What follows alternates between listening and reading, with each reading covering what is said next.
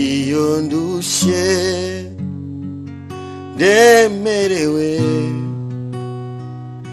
n'imitwaro Yesu arankiza anduhura n'abananiwe Yesu mwiza Yesu arakunda iyo ndushye ndemerewe n'imitwaro uru rugendo nisunga Yesu niurwanirira Yesu mwiza Yesu arankunda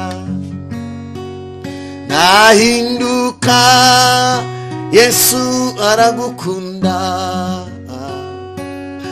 nishuti idahinduka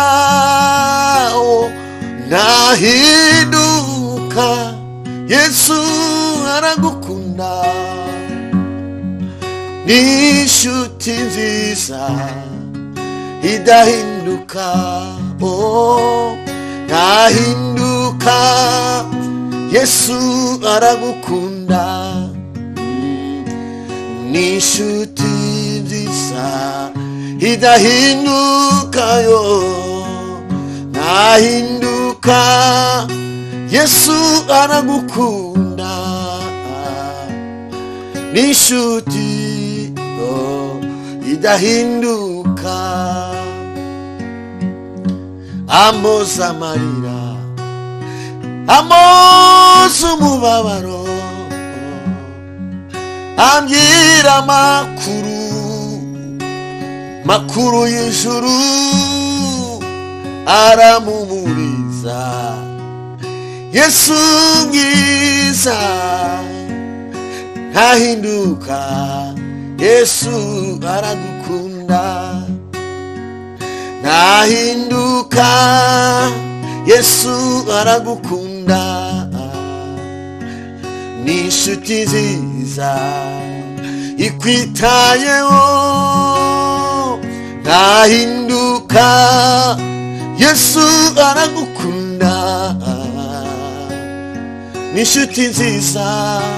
ikwitayeho komera tuzi umutima humura uri kumwe n'umugabo udahindurwa n'ibihe komera tuzi umutima humura uri kumwe n'umugabo udahindurwa n'ibihe ntahinduka Yesu aragukunda nishuti ikwitayeho ntahinduka Yesu aragukunda nishuti ikwitayeho na na na na na na na te ta ta ta ra ra ta ta ta ta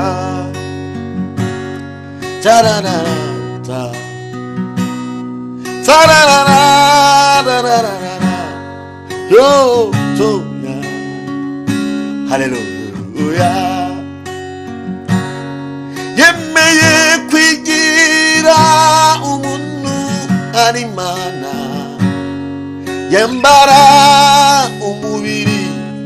ari mana yemera guca bugufi abukira muri Mariya kubera urukundo Yesu amukunda yemeye kwishiraho ya mibabaro yose kugira ngo uhindurwe kera ntiwari ufite kirengera ariko uyu munsi ufite kirengera niwari ufite umuvugizi oya oya ariko uyu munsi ufite umuvugizi yemeye kuvukira mu muvure ayaya yemera gukurira mu buzima bugoye yemeye kwishyira umubabaro kugira ngo imibabaro yose ufite ayirangize ibuka wa musaraba yikoreye ujya nta cyaha na kimwe yarafite kwari ukugira ngo aguhuze n'Imana ntahinduka Yesu aragukunda humura ntahinduka Yesu aragukunda ni inshuti nziza yawe ndinimangoneta ntahinduka Yesu aragukunda ni inshuti yawe ntabwo ihinduka komera ntahinduka Yesu aragukunda ni inshuti idahindurwa n'ibihe ntahinduka Yesu aragukunda ni inshuti nziza ntabwo ihinduka ntahinduka oya ntahinduka oya oya ntahinduka oya ntahinduka oya ntahinduka iminsi n'ibihe ntibimuhindura oya Yesu ntahinduka amakuba ntamuhindura Yesu wacu ntahinduka ibigeragezo ntabwo bibasha kumuhindura indwara z'ibyorezo ntizibasha kumuhindura amagambo y'abantu nayo ntabwo yamuhindura imvura y'umuhindo ntiyabasha kumuhindura ntahinduka Yesu wacu aradukunda ntahinduka Yesu wacu aradukunda ntahinduka muhumure Yesu aradukunda ubukene ntabwo bubasha kumuhindura amagambo y'abantu ntiyabasha oya kumuhindura nta mubabaro n'umwe wabasha kumuhindura ibyo bibazo ufite Yesu yarabimize humura izo ntambara ufite Yesu yarazimize humura amakuba n'ibyago Yesu yabimize humura amakuba n'ibyago